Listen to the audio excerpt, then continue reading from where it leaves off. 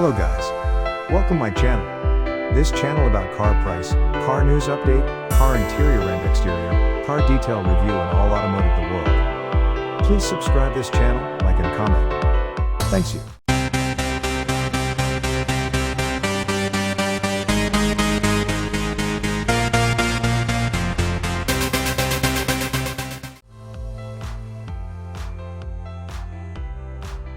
Trademark and patent filings are not the crystal ball we would like.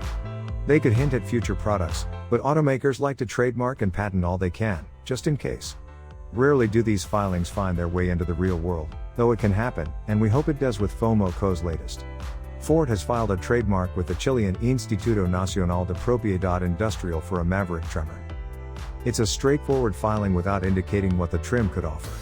However, the tremor badge has found its way onto several Ford pickups, and often includes a host of off-road oriented upgrades. There's little doubt a Maverick with the tremor badge would receive similar upgrades, which have included an upgraded suspension, locking differentials, skid plates, chunkier tires, and more.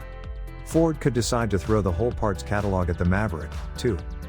With the filing sitting in Chile, we're doubtful a Maverick tremor is coming to the US anytime soon.